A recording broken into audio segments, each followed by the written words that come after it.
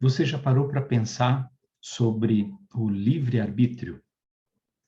A definição que a gente tem sobre o livre-arbítrio é possibilidade de decidir, escolher em função da própria vontade, isenta de qualquer condicionamento, motivo ou causa determinante. E livre-arbítrio é o poder de cada indivíduo de ter a escolha das suas ações e de que caminho seguir, né? De forma autônoma, entre aspas, uma, uma escolha realizada pela vontade humana. Eu acho que até aqui a maioria das pessoas concordam. Mas e se eu te disser que ninguém age por livre arbítrio? Eu quero contar uma história para exemplificar isso e que ela ilustra de uma forma muito diferente e quero que você ouça com atenção para me dizer o que você acha depois. É um pouco fora do padrão do que as pessoas costumam falar sobre isso. Eu acho bem interessante isso. Eu vou ilustrar com um exemplo de um pesquisador chamado Robert Sapolsky. Ele usa bastante esse exemplo nas teorias dele. E ele é professor de ciências biológicas e de neurologia e ciências neurológicas, e por cortesia, neurocirurgia, na Universidade de Stanford. E, além disso, ele é pesquisador adjunto do Museu Nacional do Quênia.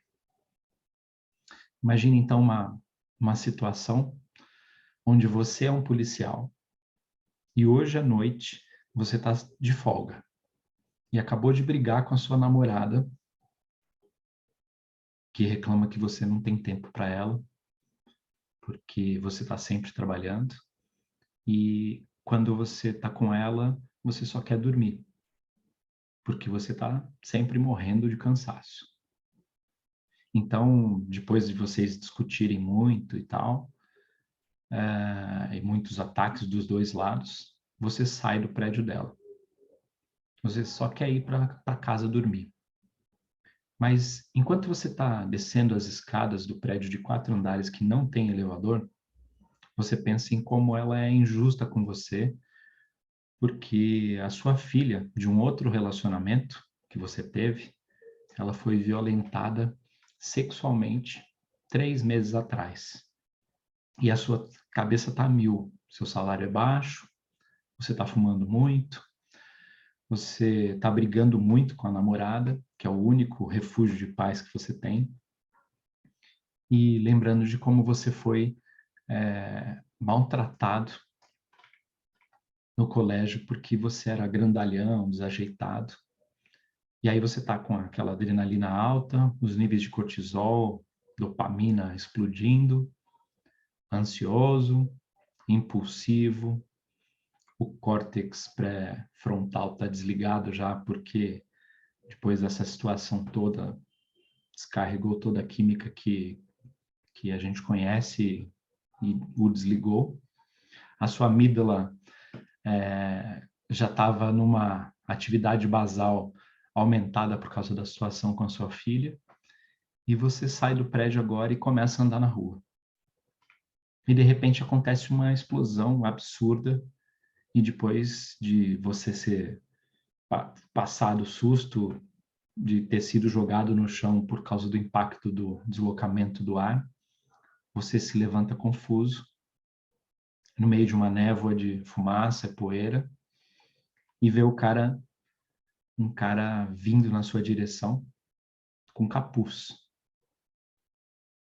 E o cara faz um movimento diferente, algo na roupa, ele foi buscar alguma coisa na roupa, na cintura dele, e aí você saca a sua arma, aponta para o cara, pensa meio segundo e decide puxar o gatilho e dar um tiro na cabeça dele. E o movimento de puxar o gatilho, ele pode ser explicado desde quando você apanhava na escola, a decisão de você puxar o gatilho pode ter explicação nas coisas um monte de coisas empilhadas que justificam a sua ação. E a última coisa que você podia fazer era decidir sobre o que você ia fazer naquele momento. Porque tudo aquilo te levou a isso, né? Isso parece uma cena de filme, né?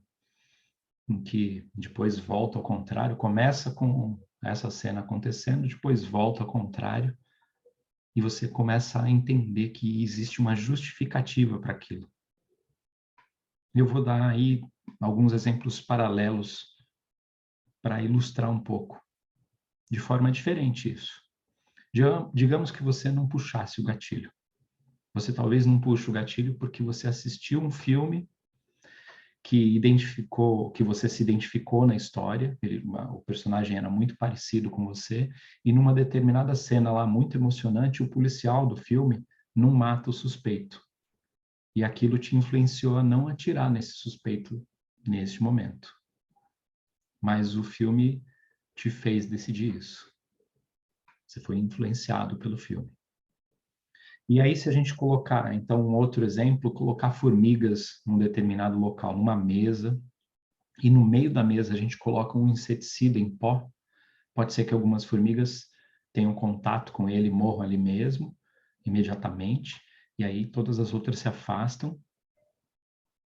Por que que elas fazem isso?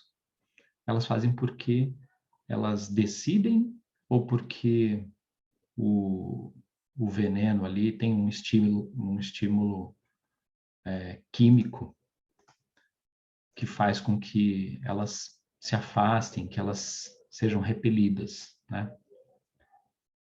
O que que faz? A natureza delas? Elas têm sinais para se afastar? E com o tempo pode ser até que elas fiquem resistentes àquele tipo de inseticida e tal, e convivam bem com aquilo, né? Um outro exemplo que eu gosto bastante desse exemplo, ele tem a ver com a questão de se acostumar com os estímulos. Você desliga o ar-condicionado, está no Rio de Janeiro, meu caso aqui, desliga o ar-condicionado, você começa a suar. Eu ia chegar um pouco mais tarde, viu? Mas deu certo de eu chegar e chego em casa já continuo. Eu prefiro, Marcelo, assistir ao vivo do que deixar por assistir a gravação depois. Tá joia. Eu vou só deixar mudo aqui porque eu vou usar essa gravação, tá bom? Aula. Então você, voltando aqui, você desliga o ar-condicionado e começa a suar. E porque o seu corpo reage assim, é da natureza, né?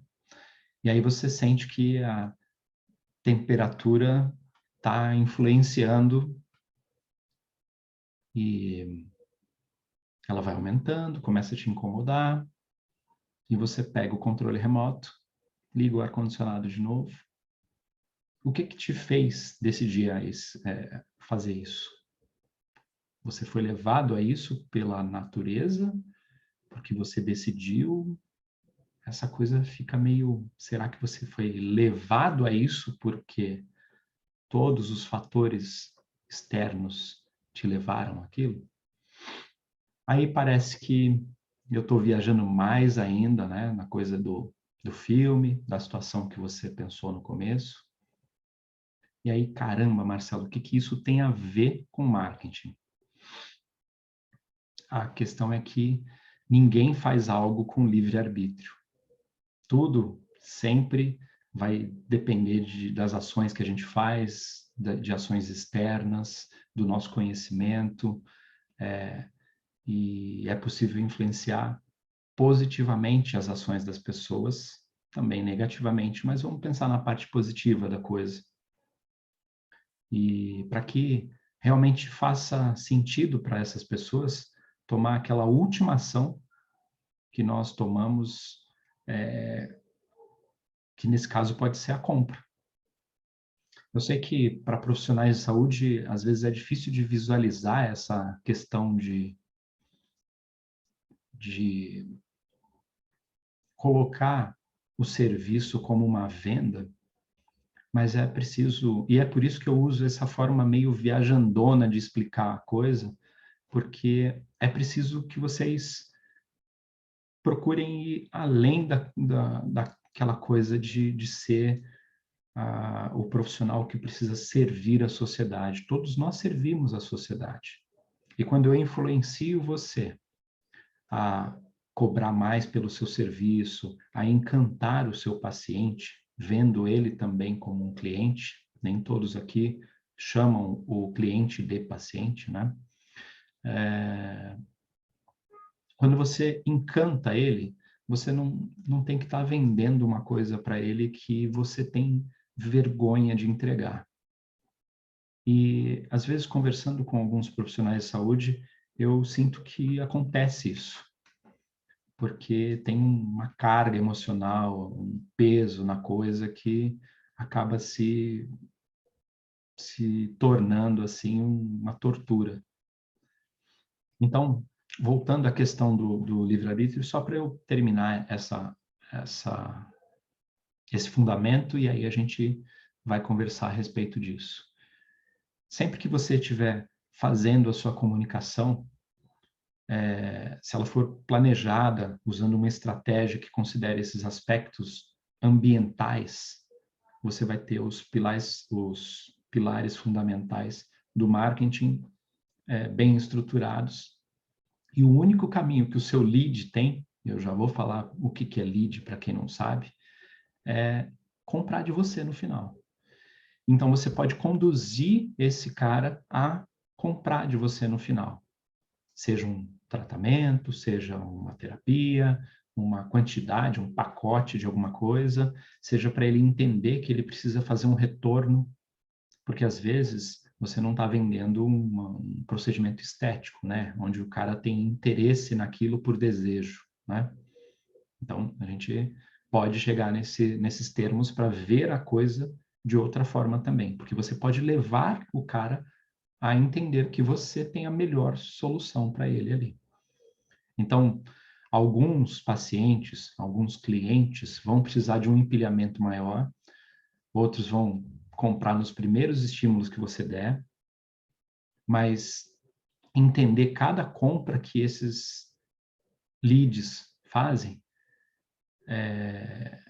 e cada fase pela qual eles passam quando eles têm contato com você ou com a sua marca, se você está desenvolvendo uma marca, é um trabalho que é só para gente grande.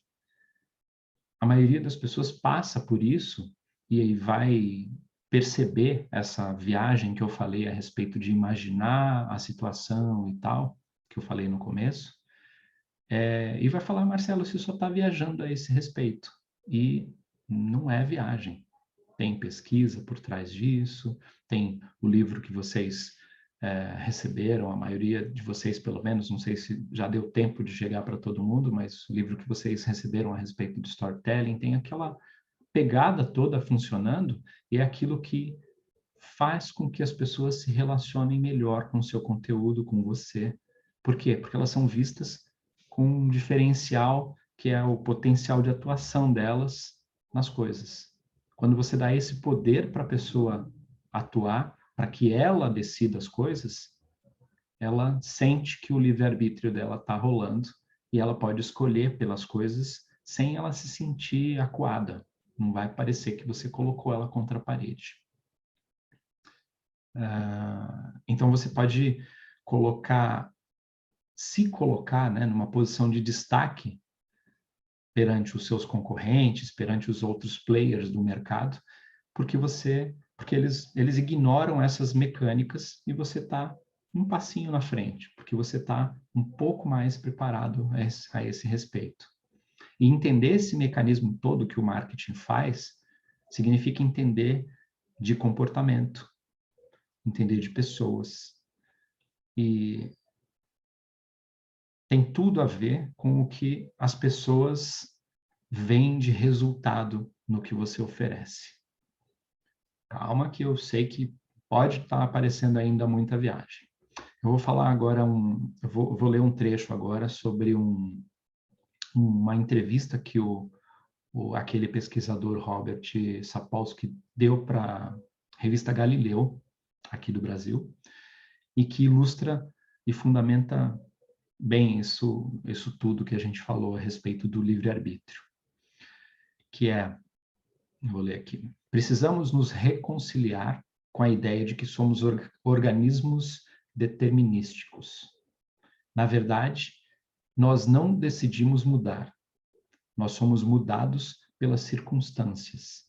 E dependendo do momento, a capacidade daquela circunstância de nos mudar daquela maneira já está definida. Dá uma sensação de eficácia, e isso é biológico. Você simplesmente fortalece o circuito que, de alguma maneira, acaba protegendo você da neurobiologia do desamparo. E ou você fortalece o circuito que que te ajuda a fazer uma coisa difícil quando está assustado ou quando é tentador fazer uma outra coisa que você está decidindo, ou tudo pode ser alterado dramaticamente pelas circunstâncias todas em que você se colocou. E como resultado disso, aprender isso, né? A mudança toda acontece. Eu sei que é viagem e eu quero ouvir vocês depois disso, principalmente quem conseguiu ouvir toda a história desde o início. Mas a gente já vai chegar lá. Então, assim, você pode criar consciência no seu cliente, no seu lead, de que ele precisa, de que ele vai viver melhor, de que ele vai ter melhores resultados se ele comprar com você. Principalmente profissionais de saúde, eles encaram leads que precisam comprar aquilo. Não, se ele não comprar de você, ele vai comprar de outro. Então, que seja com você. Entender o que a sua persona, o que o seu avatar quer, depende de entender das dores dele, dos desejos, dos sonhos, das preocupações, dos prazeres, dos costumes dele, dos gostos e dos hábitos. A gente vai ter um módulo sobre definição de persona que eu tô me virando nos 30 para conseguir resumir isso ao máximo, porque esse módulo é um workday que eu faço que dura 7 a 8 horas explicando só como definir isso, para entender como é que isso funciona. E isso sem eu ficar viajando, como eu fico aqui na coisa poética. Sendo objetivo, eu levo 7 a 8 horas para poder explicar isso. Então, eu estou sintetizando isso ao máximo para ficar só o suprassumo para vocês. E isso é para demonstrar que a coisa é muito importante. Quando você saca que isso aí é o diferencial, muita gente vai ter resultado sem isso. Muita gente. Mas quando você já está estagnado na questão de resultado, o que faz diferença para você continuar crescendo é esse entendimento. Então, ele é para pessoas que estão jogando jogo de gente grande. Então, voltando, o seu avatar, é importante que ele tenha um nome, para que ele não seja um número. Ele precisa ser visto como uma pessoa. E eu acho que isso combina muito com a coisa do profissional de saúde, né? Você está vendendo para uma pessoa, essa coisa de humanizar a coisa, tal, uma pessoa, o atendimento. Lembrar que ele sente. Lembrar que se você não estiver atento a essas emoções dele, as sensações dele, você não está vendo tudo que você poderia ver sobre ele. Então,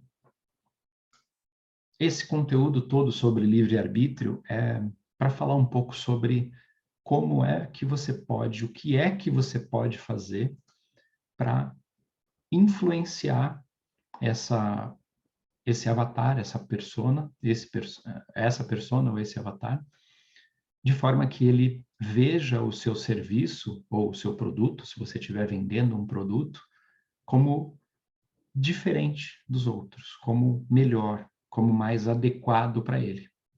E você não precisa forçar a barra. Você pode afastar quem não está na sua vibe, afastar quem não tem a ver com essa pegada sua e atrair quem tem mais a ver. Quando você atrai quem tem mais a ver, você atrai justamente a pessoa que é o seu cliente ideal. E isso é um pouco para fundamentar uma coisa que a gente vai falar mais para frente, que é um objetivo do marketing como um todo, que é descobrir quem é o cliente ideal. E quando a gente descobre quem é o cliente ideal, o nosso olhar para aquele tipo de cliente muda. Porque a gente não vê quem é o cara ideal para a gente até que a gente comece a experimentar isso. E eu vou dar um exemplo para vocês. Vocês devem ter pacientes ou clientes que às vezes você atende, é aquele negócio legal, putz, é super legal atender aquela pessoa, porque ela te trata bem, ela te entende, ela não reclama das coisas, ela adora o seu serviço e tal, e ela não reclama do preço, ou todos os atributos que a gente pode pensar quando a gente pensa num paciente ou num cliente ideal, né? Ele existe. E a gente pode encontrar essas pessoas sendo do jeito que a gente é. Quando a gente começa a mostrar quem a gente é, as pessoas que gostam disso, que se conectam com isso, elas se aproximam. E as que não se conectam com isso se afastam. E tá tudo bem. Afastar as pessoas que não têm a ver com você abre espaço para essas outras pessoas que têm a ver se aproximarem. Então, é como andar com os amigos errados, né?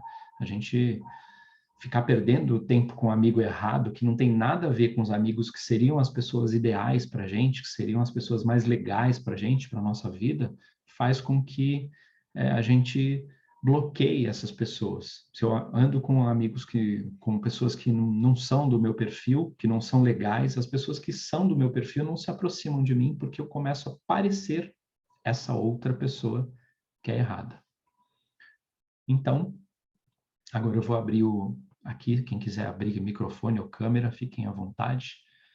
E acho que só a Karina e a Isabela que tinha pego desde o início, a Rafaela não pegou a questão da história do livre-arbítrio, mas eu posso tirar alguma dúvida eventual a respeito disso. Se não, Rafaela, recomendo que você assista o comecinho até o momento em que você entrou, porque é uma viagem que talvez não seja fácil de perceber o que está acontecendo e tal, mas que é super necessária para que vocês comecem peraí, ele falou sobre isso, começar a ver as coisas. É como pensar num carro, num modelo de um carro, numa cor específica. Que, putz, eu lembro que eu tive um Vectra no passado, e aí, há uns 10 anos atrás, aí, sei lá, mais, e aí eu não via muito Vectra na rua, e eu tive um Vectra vermelho, cor de esmalte, daquela bem chamativa e tal, e eu nunca via aquele modelo na rua. Foi só comprar, eu comecei a ver um monte. Aí parecia que todo mundo tinha Vectra. É igual a gente não tem nenhum amigo ou familiar grávida, né? Até que arrume uma. Aí a gente começa a ver um monte, descobre que na família tem, que os amigos têm, e em todo lugar tem grávidas. Isso tem a ver com a nossa percepção seletiva. E tem muito a ver com essa questão toda do livre-arbítrio. Querem falar, meninas? Todo mundo quietinho? Marcelo, eu acho que isso tem total a ver, por exemplo, com o plano de saúde. Quando a gente conversa com um médico que atende plano de saúde, que nem pensa em mudar, ele acha a coisa mais normal do mundo. Você não consegue atingir a ele. E vice-versa também, né? Existe uma limitação muito grande. Parece que são duas profissões distintas. Acho que isso tem tudo a ver com tudo que você falou. Mas eu acho que são propostas diferentes, né? Em geral, o médico que atende plano de saúde, ele precisa atender mais rápido, né? Isso tem que ser reprodutivo. Ele atende todo dia, manhã, tarde e noite. E o médico que atende particular, claro que tem exceções para um caso e para o outro, né? Existem médicos excelentes que atendem plano de saúde e existem médicos que atendem só particular e que não são bons também, né? Esses dias, num grupo de WhatsApp, estavam perguntando de quanto em quanto tempo era a marcação, e aí eu não entendi muito bem a pergunta primeiro. E aí a primeira pessoa respondeu a cada 20 minutos, mas vou mudar para 30. Aí o outro, a cada 30. Aí o outro, 25. Aí o outro, 15 em um lugar e 20 no outro. Aí eu falei, gente, não é possível isso, né? Eu estava achando estranho, todo mundo pediatra. Aí teve uma pessoa que é reumatologista pediátrico e mandou assim, primeira vez 1h30, consultas subsequentes 1 hora e revisão meia hora. Aí eu pensei, bom, normal esse, né? Aí eu fui e mandei todos 1 hora. Aí umas 3 pessoas marcaram a minha mensagem e aí depois ninguém mais respondeu. Acho que todo mundo estava nesse 20, 30, 15, não sei. Pois é por causa da diferença de público, né? E eu acho que principalmente para médico, quando está atendendo o plano de saúde, psicólogo também deve atender bastante plano de saúde, né? Dentista também deve passar muito por isso. Eu acho que eles sofrem com essa questão de não entender essa jogada toda em volta, né? Aí vira uma bola de neve. O cara que vai no plano de saúde é o cara que paga menos. Claro, tem planos de saúde muito bons e que custam mais e que também pagam um pouco mais para os profissionais. Mas esses são a raridade da raridade e, na maioria dos casos, quem vive desses caras está vivendo mal, né? Porque não tem também o público, o cliente, né? O consumidor que usa esses caras. Quando a gente tem esse público, parece que a gente só tem isso. E aí você não consegue ver que fora daquele negócio, putz, tem um mundo ali fora. Quando você pensa, por exemplo, em mercado de luxo, é algo que você fala, não, eu conheço o mercado de luxo, o cara tem um carro de 300, 400 mil reais, ou um apartamento, sei lá, de quantos milhões, ele usa roupa assim, assado, sempre tem uma pessoa mais luxuosa, mais absurda, mais... E o mercado de luxo é uma coisa que mostra bem isso, tem pequenas coisas. Se você for pegar um modelo de carro bom, que custe aí, sei lá, 300 mil reais. A diferença dele para o que custa 500, que é o mesmo modelo com algumas coisinhas a mais, é minúscula. Ele tem pouquíssimas coisas a mais. Ah, ele tem sei lá, o painel de madeira. Eles inventam umas coisas assim, o friso dourado, o teto é preto, sei lá, o cara só pinta o teto de preto e coloca 50 mil reais a mais no preço. Mas por que isso? A percepção de quem está naquela posição, ela é diferente. E eu sei que eu arrumei uma forma bem viagem para explicar isso, mas eu acho que é um jeito para ser um pouco lúdico e para que vocês procurem o significado dentro dessas coisas para, caramba, que tem por trás disso tudo. Mas acho que ficou claro a questão de que a gente não decide, a gente não tem livre-arbítrio a respeito das coisas, né?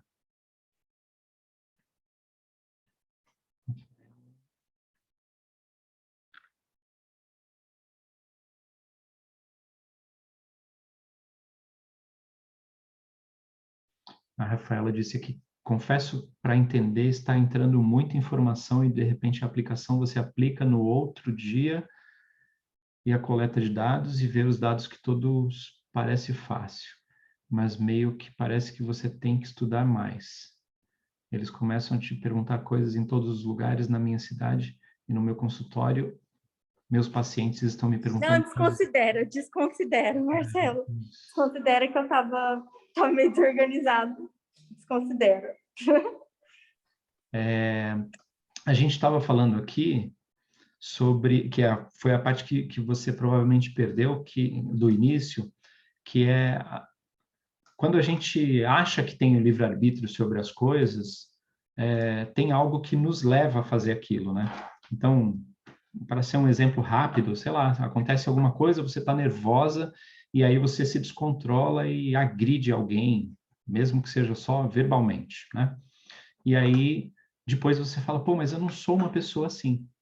Mas o estado todo que você estava, a coisa toda que aconteceu de te levar a fazer isso, né? Te deixou daquele jeito, naquele momento. E o que eu quero chamar a atenção é que tem umas coisas da nossa forma de pensar a respeito, ela vai embora, né? Eu costumo falar disso na hipnose, que é sequestro da amígdala, né? Se neste momento de pressão e de empilhamento de fatos e tal, você não está naquele momento, né? Aquela coisa, estou fora de mim, eu estava fora de mim quando eu fiz isso, é porque você não estava pensando direito, né? E quem pensa direito é a partezinha do neocórtex, né? Se ele não faz as respostas para você, é luta e fuga para todo lado. E essas situações de luta e fuga, quando tem uma estrutura, nesse livro Storytelling que vocês que receberam, não fala sobre isso especificamente, mas eu tenho da mentoria de marketing, da outra, né, uma mentoria de marketing que eu tenho, a gente tem um módulo inteiro lá, deve ter umas 10, 12 horas de aula que eu dei para eles, que fala sobre uma questão de como as pessoas decidem essas coisas. E tem uma sequência para se colocar nesse storytelling. Então, não sei se vocês já perceberam isso, quem lança infoprodutos já faz esse tipo de coisa, e eu acho que isso vai ser importante de vocês entenderem para ter alguma diferença quando fizerem lançamentos, se alguém daqui for fazer, é que tem uma sequência. Normalmente, se for o fórmula de lançamento, o método a ser utilizado, ele tem 3 CPLs, que são os conteúdos de pré-lançamento, né? O lançamento opa, tá aqui o produto à venda. Mas até chegar ali, ele precisa contar uma história, ele precisa de uma narrativa para chegar até ali. E ele tem uma sequência certa para fazer isso.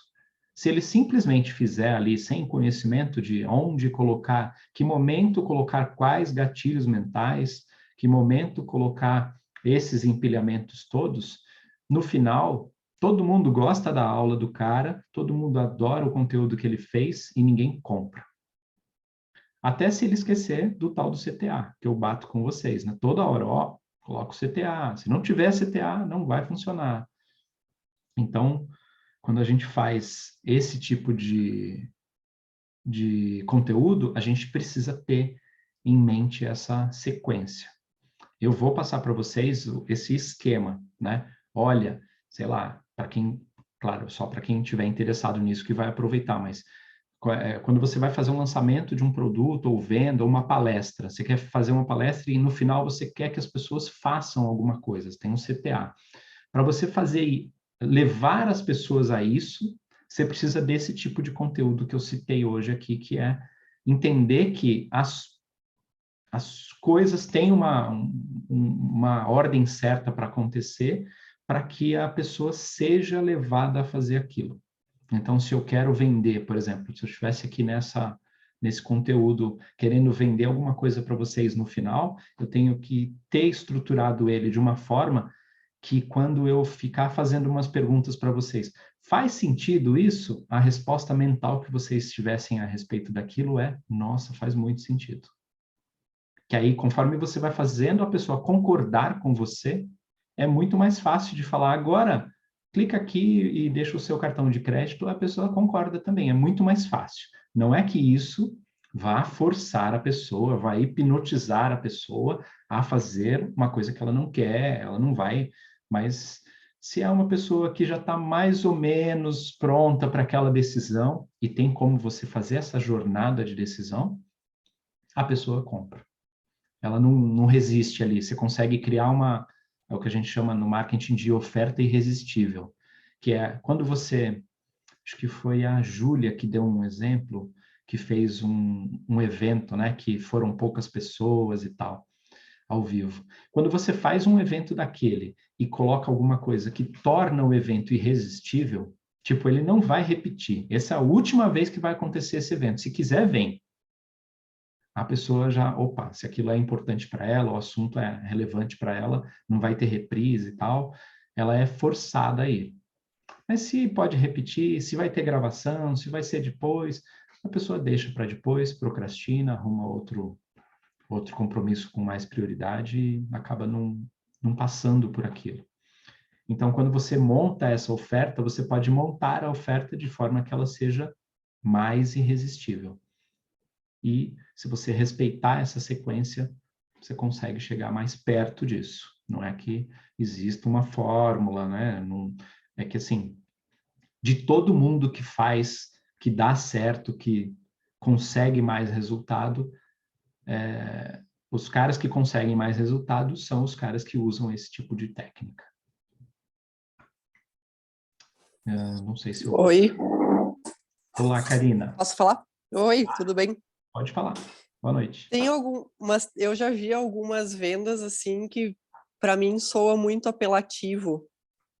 Tem um tom de ficar apelativo no que Uhum. aí eu já entrei até aqui onde eu moro, não sei se tu vai conhecer, mas enfim, a gente tem aqui na cidade um pessoal que é do Luz da Serra.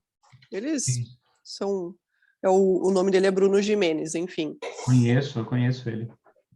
Ele é meu vizinho aqui. O Bruno Gimenez está numa mentoria que eu participo.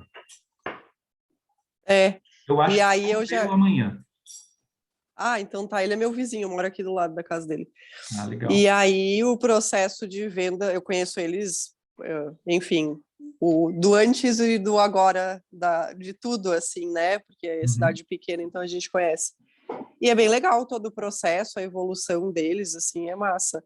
Mas eu já entrei em alguns, para ver o processo da venda, assim, que ele estava fazendo, e no final, assim, nossa, ela fica uma venda muito apelativa, assim, que eu tenho um incômodo absurdo. Eu entrei só para ver, né? Eu entrei no grupo do WhatsApp, e aí no final fica aquela venda assim,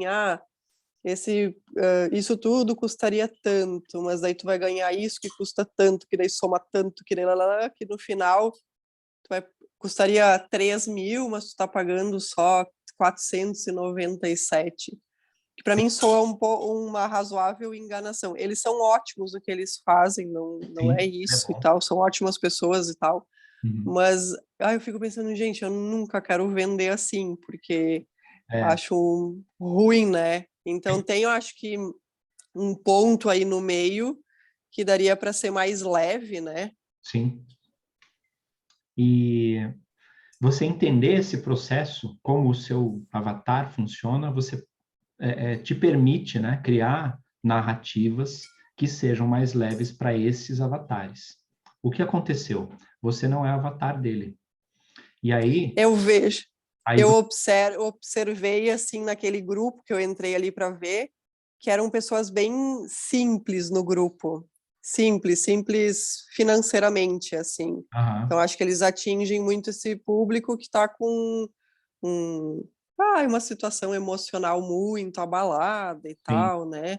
sim. E aí eu ficava vendo e ficava, Jesus, esse negócio chegava a me irritar, mas eu quis acompanhar até o final É, para ver assim o processo e ver qual que era, né? Mas sim, eu não sou eu não sou o público, né? Não exatamente. consigo ver mesmo. Então, eu costumo fazer de uma forma que fica até agressiva no meu Instagram, às vezes. Ultimamente eu estou até pegando leve, mas no meu Instagram eu faço algo que as pessoas vão embora, as pessoas às vezes me escrevem coisas que você não acredita que elas estão escrevendo aquilo. Porque eu digo, bom, se você não vai comprar comigo algum dia, eu não sei o que você está fazendo aqui, mas um dia, se você continuar, um dia você vai comprar de mim. E eu tenho certeza disso. Por quê? As pessoas que se incomodam com isso, quando eu falo, são as pessoas que não têm nada a ver comigo. Elas não se conectam comigo, nem gostam do meu papo. Então, elas caíram ali, sei lá, por exemplo, agora caiu mais umas 60 pessoas do perfil do Flávio. Essas pessoas, sei lá, 5 vão ficar.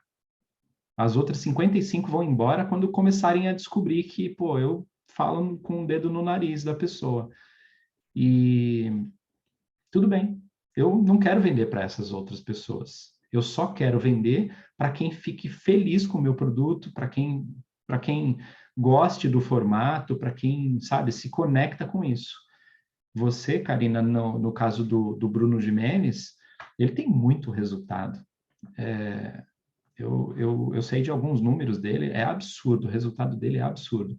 Mas é porque ele Sim, não vende público, né?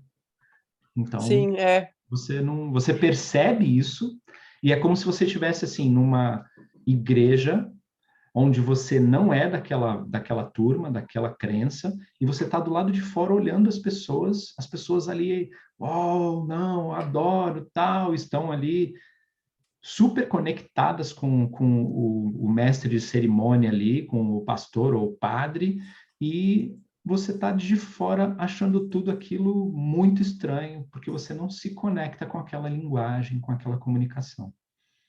Essa é a jogada. E eu recomendo que vocês vejam lançamentos e acompanhem esses caras, mesmo que não sejam do mercado de vocês, para vocês perceberem essas questões.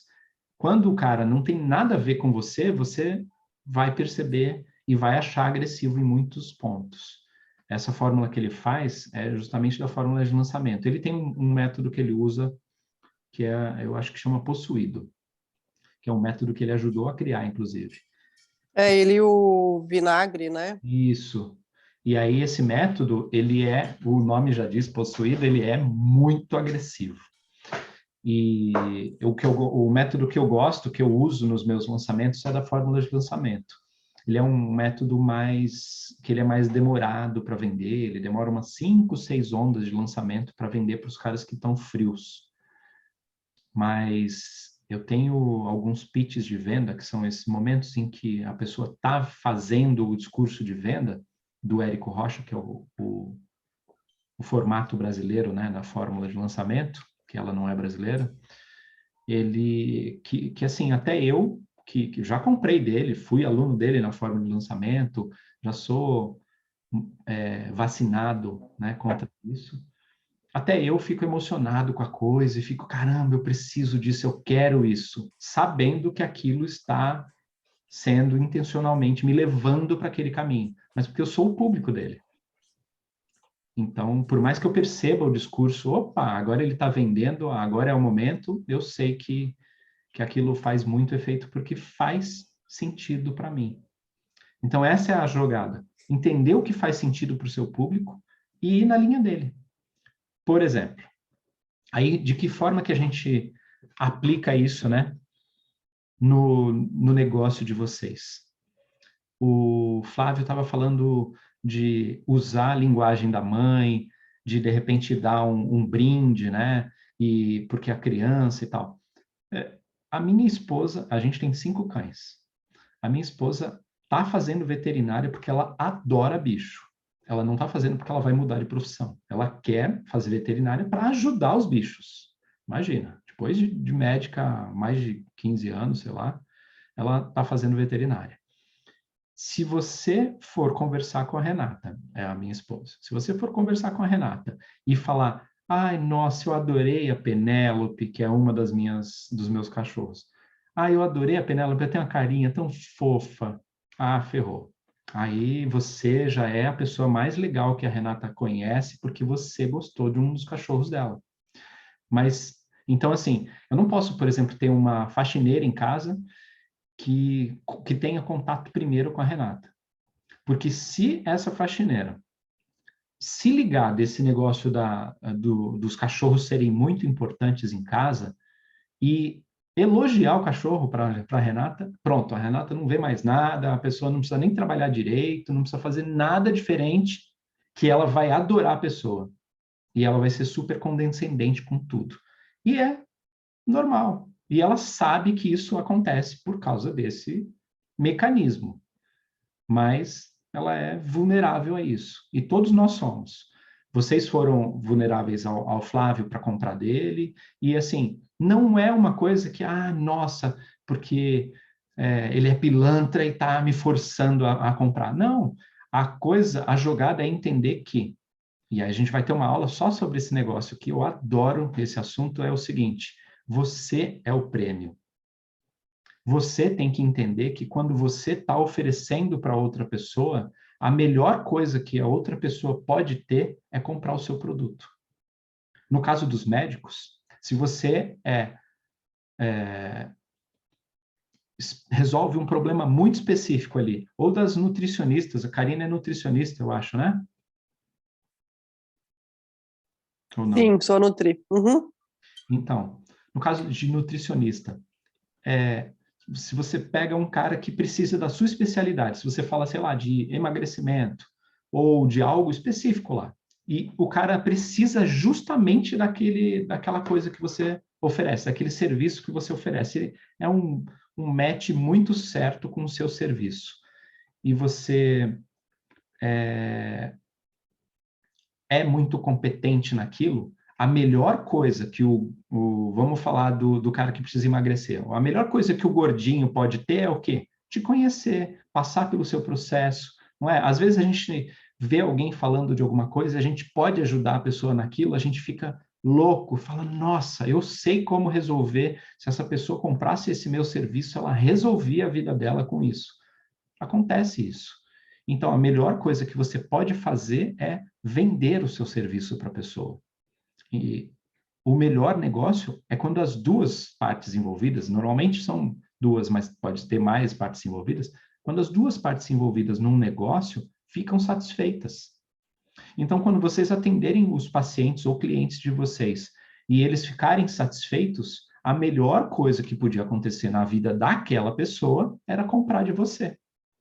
E quando você se coloca neste lugar de eu estou vendendo porque eu sou o prêmio, porque a lagosta é minha, eu vou explicar mais para frente sobre isso, não hoje, mas vou falar sobre, quando a gente falar sobre essa coisa de eu sou o prêmio, a lagosta é minha, são metáforas que eu uso a respeito de você tá com a bola.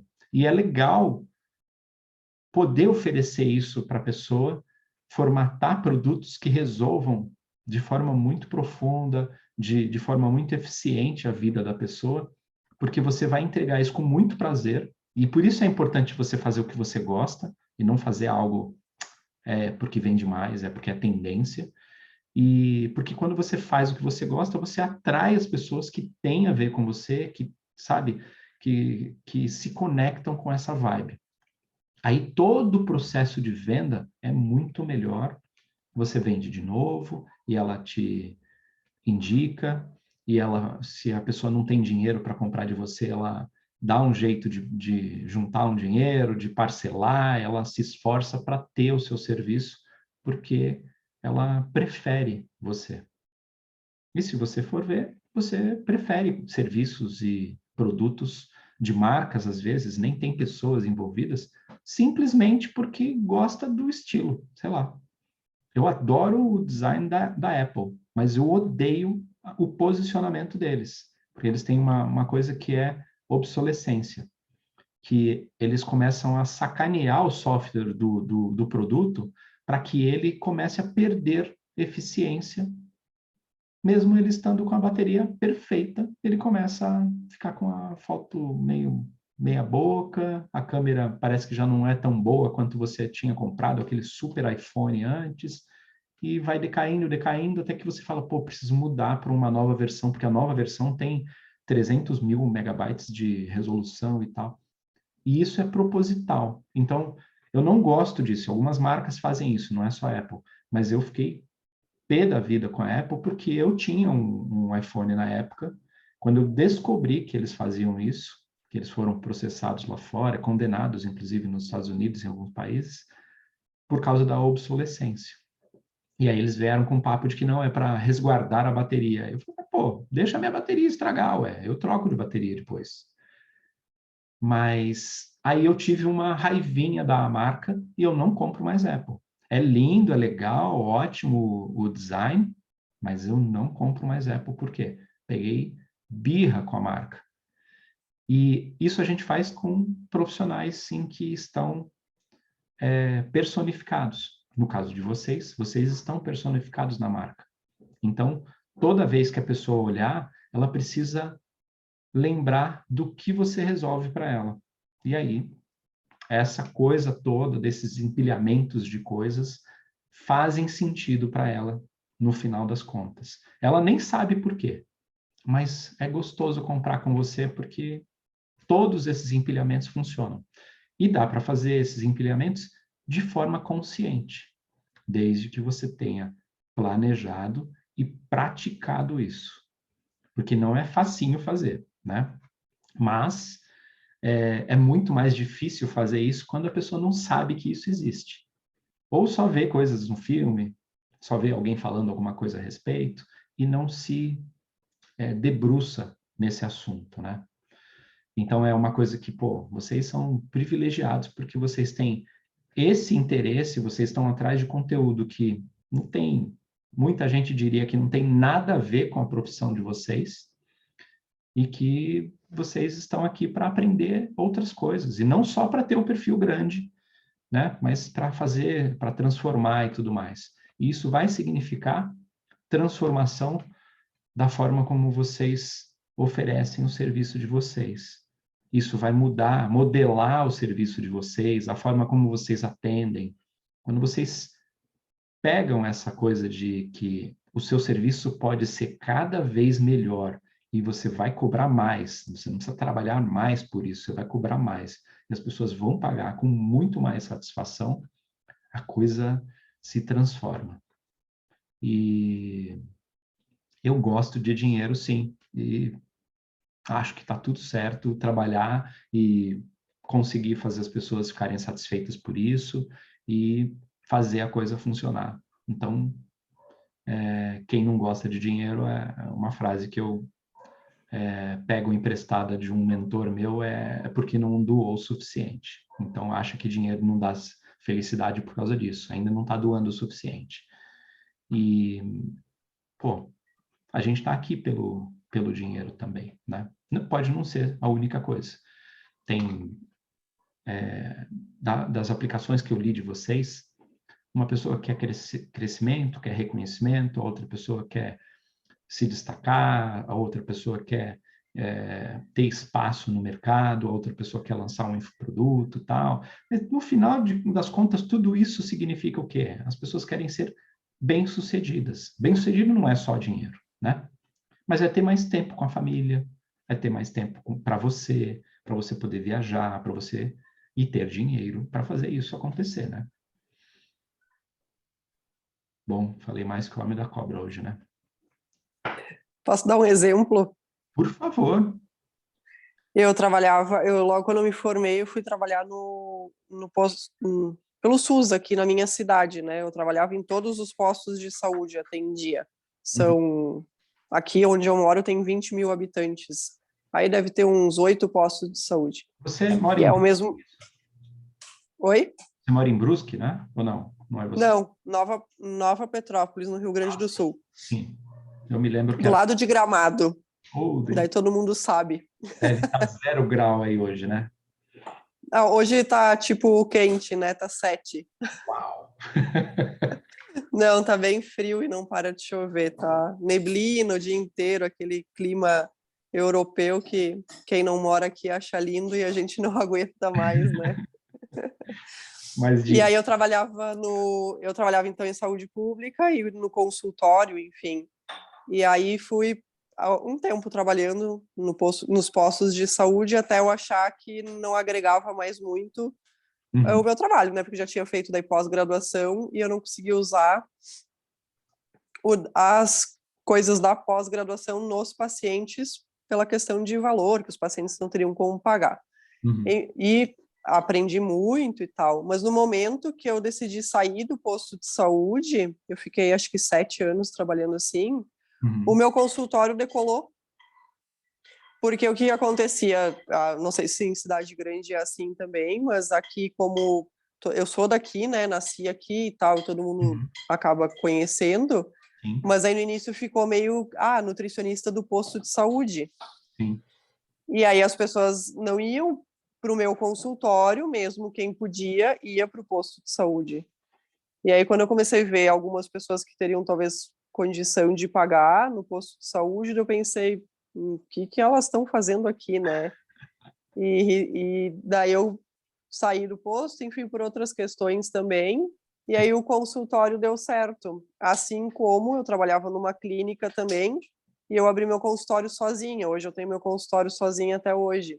E aí também foi onde deu certo. Não sei se isso também é característica de cidade pequena, porque, então na clínica onde eu trabalhava, tinha um outro profissional que o pessoal não gostava, daí não ia lá porque não queria encontrar a pessoa. Putz. E, e aí ficou isso. Daí quando eu abri o consultório sozinha, as pessoas vinham, agora eu vou começar a marcar contigo porque tu trabalha sozinha. Mas E você aí eu conseguiu disse, se livrar da história de que você era a nutri do posto. mas eu acho que associa um pouco essa questão, né, fica tendo o particular e o posto de saúde, fica essa associação Sim. e parecia que ficava arrastado, né, arrastado o consultório. E aí, Uhum. no momento que eu deixei de fazer esse atendimento, Sim. parece que daí deu certo. E, inclusive, os pacientes que talvez seriam de uma condição mais baixa no posto de saúde começaram a ir para o consultório, nem que iam menos vezes, Uhum. mas para poder seguir. E aí deram um jeito de poder pagar, né?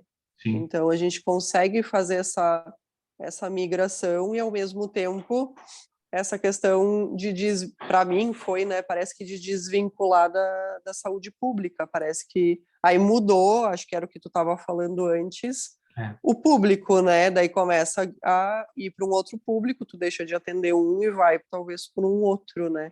Sim.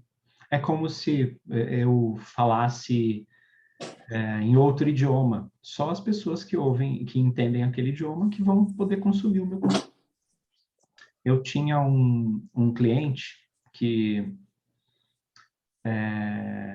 vende massagem terapêutica com legnoterapia, com madeira, com coisas assim, na Itália.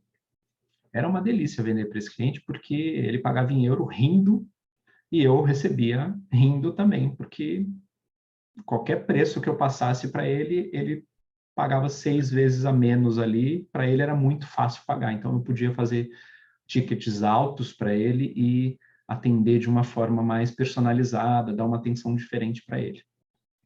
E ele tinha esse produto de massagem terapêutica, ele ensinava massagistas a fazer massagem terapêutica. Uns 3 ou 4 métodos lá que ele tinha específicos, e o que ele tinha na cabeça era o seguinte, ele queria fazer este produto na Itália, falando em italiano, na Itália, ser popular.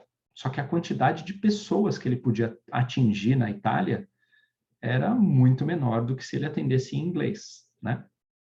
E aí, a minha questão com ele era faça em inglês, porque você pode vender para o mundo inteiro. Você só não vai vender para o Brasil, porque a gente aqui não fala inglês, mas o resto do mundo fala. Vários países pobres no mundo, muito pobres, inclusive, falam inglês perfeitamente. Então, você pode vender para esses países também.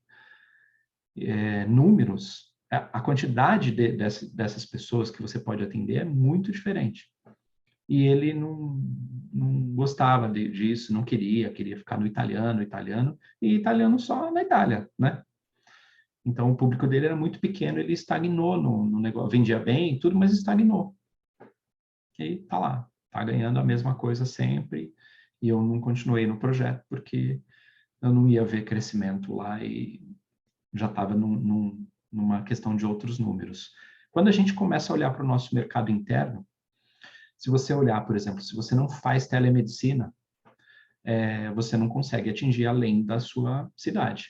Então, se você, que está numa cidade que é pequena, você vai conseguir ganhar bastante dinheiro e tal, mas você tem um limite de ticket que você pode cobrar na sua cidade, que é o nível que eles conseguem pagar, e tem um limite onde até ali tudo bem. Depois disso, não adianta, nem quem tem muito dinheiro talvez compre de você. Existe uma jogada psicológica para isso acontecer. Quando você atingir esse patamar, você vai ficar estagnada. E se você não estiver olhando para fora, para vender infoproduto, para fazer palestra, para, sei lá, vender assinatura de produto na internet ou atender com telemedicina, procurar alternativas para esse tipo de coisa, que eu estou só chutando, tá? Não estou falando o que é viável para você e nem sei o tamanho do seu mercado aí. Mas se você não começa a olhar para isso, você não consegue sair daquele patamar que você atinge. E esse patamar é determinado pelo que a gente escolhe também. Então, por exemplo, quando você pega um médico que atende um psicólogo, nossa, psicólogo ganha muito mal se ele ficar atendendo no SUS. Só que é garantido. E aí ele acaba indo para o SUS.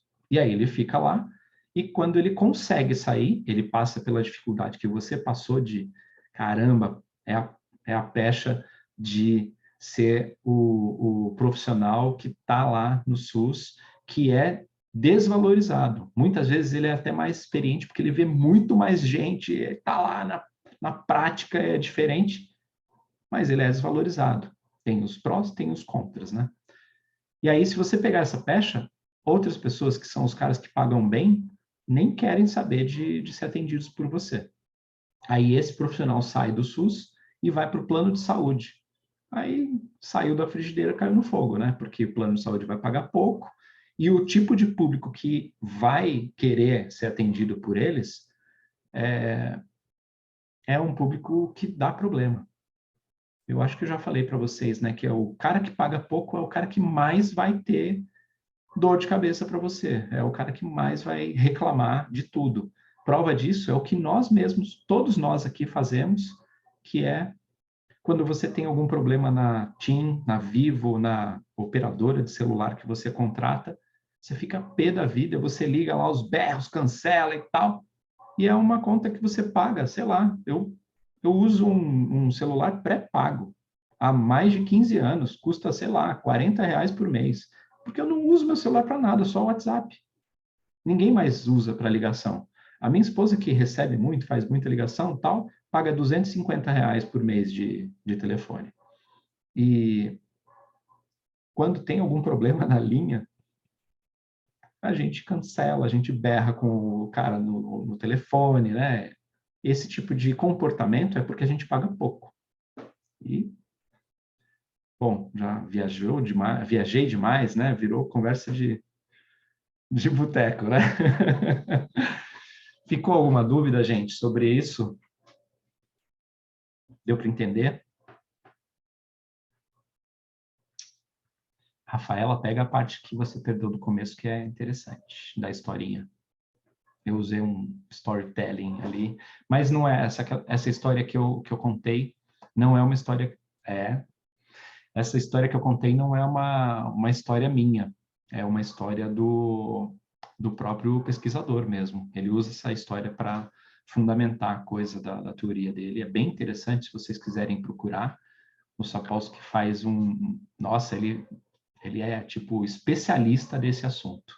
Não é de marketing, né, mas é de comportamento.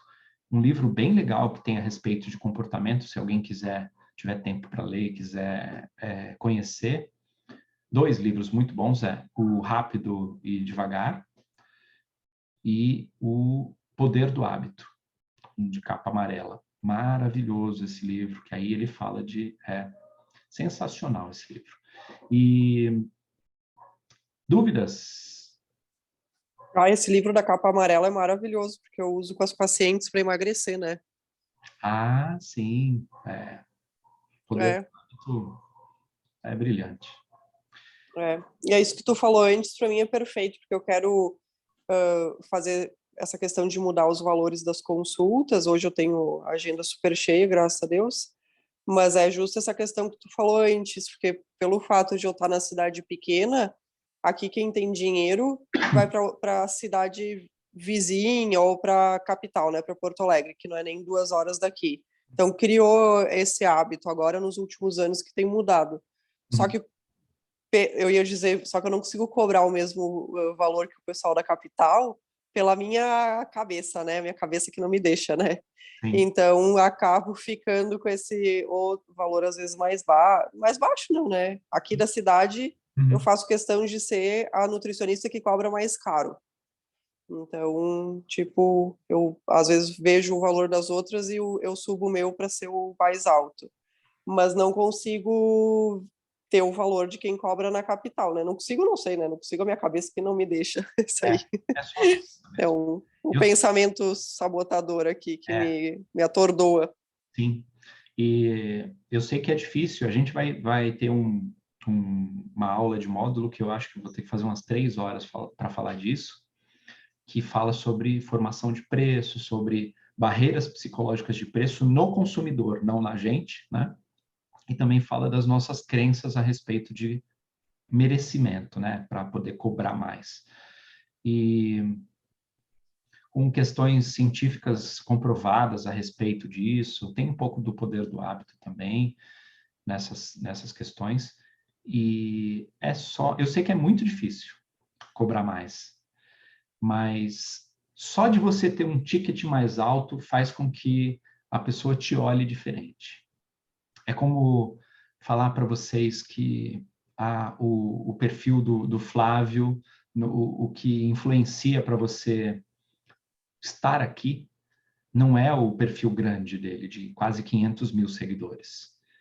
É porque você acompanha ele, porque você sabe como é bom o conteúdo, como você sabe quanto engaja, quanto ele percebeu desse comportamento do consumidor dele ali.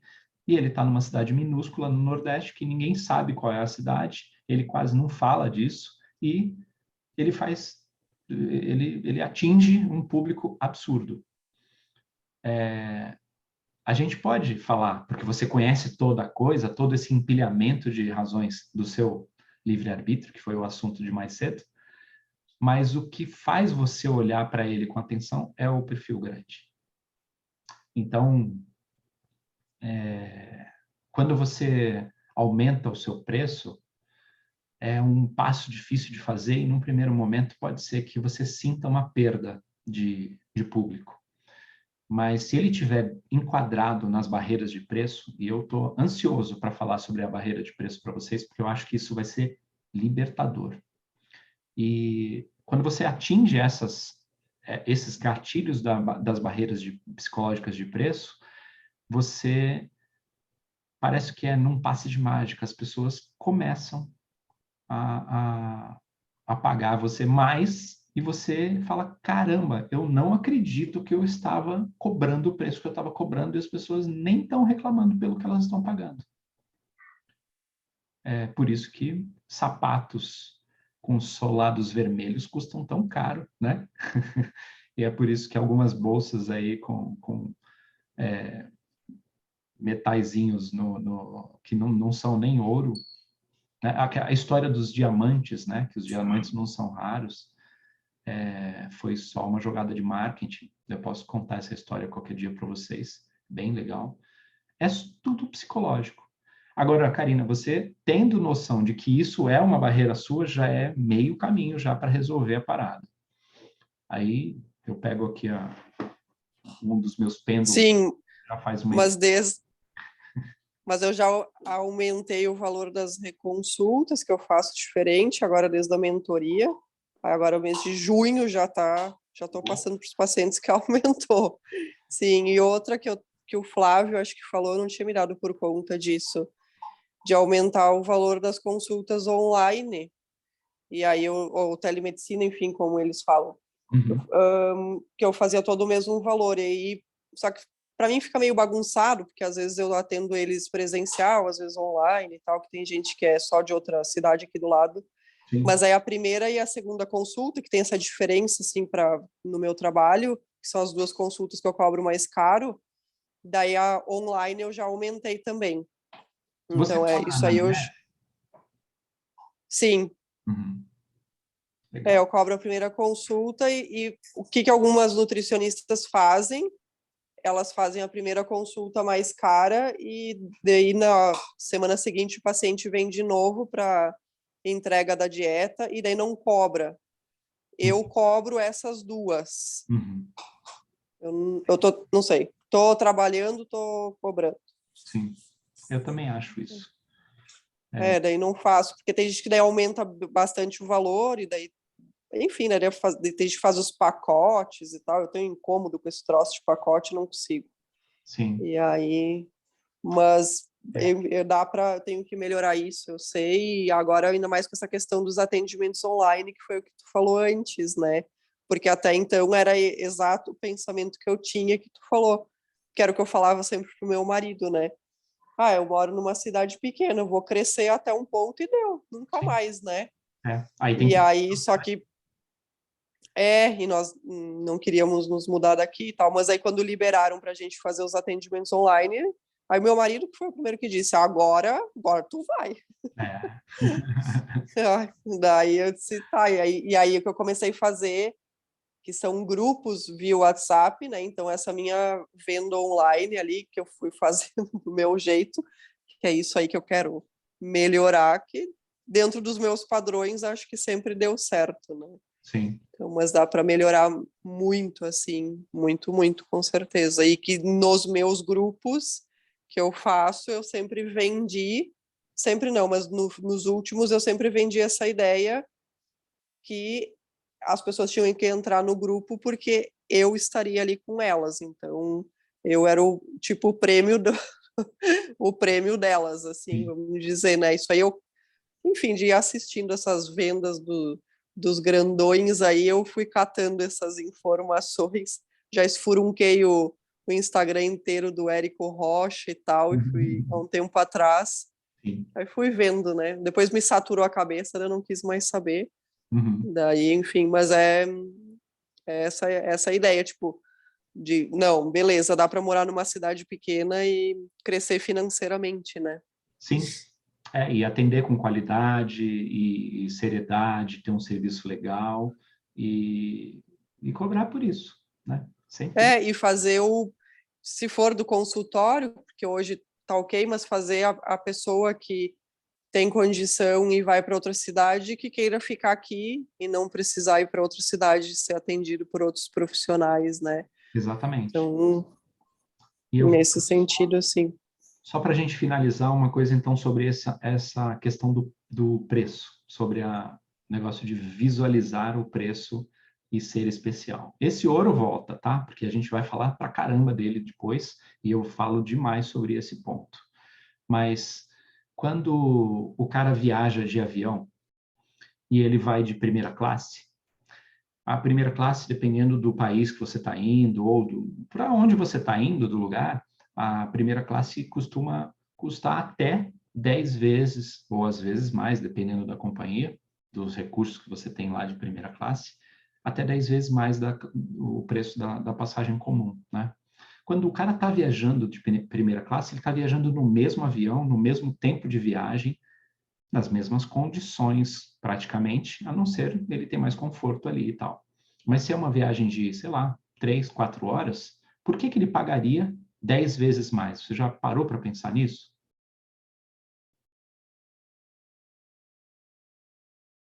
Pensaram? Numa viagem curta, assim, não, nunca pensei. Só numa viagem longa. Por que ele para comprar e compra uma passagem mais cara? Porque ele merece. Não porque ele é fã da, sei lá, da Dubai, aquela que vai para Dubai lá, é da Emirates. Ele não é fã. Ele nem segue o perfil da Emirates. Né? Mas ele paga mais caro na passagem. Por quê? Porque ele é especial. Então, ele é especial, ele não quer nem saber. Quando você oferece 2 produtos para ele vai no mais caro. Porque ele quer.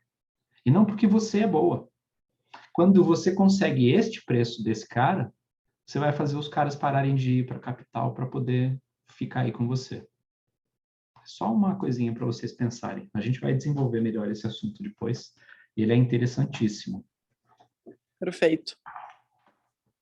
Viu, Isabela? Você precisa entender que você é o prêmio. Eu sempre vou te apurrinhar com isso, não tem jeito. Boa noite, meninas. Boa noite. Se vocês tiverem dúvidas, mandem lá no grupo ou na área de membros. Eu hoje ainda tenho uma coisinha para gravar aqui, mas eu vou, em seguida, esse Zoom, ele fica um tempo processando e tal, aí eu vou fazer uns cortes aqui para pegar a parte do conteúdo, não no bate-papo, porque senão fica improdutivo para quem for assistir a gravação. Mas ele vai estar disponível, sei lá, até amanhã na área de membros, ele já vai estar disponível. E aí a Rafaela já pode ver a parte do começo. E se vocês quiserem rever alguma coisa, escrever lá na área de membros ou no grupo, eu estou à disposição para a gente falar a respeito. Ok? Boa noite a todas vocês.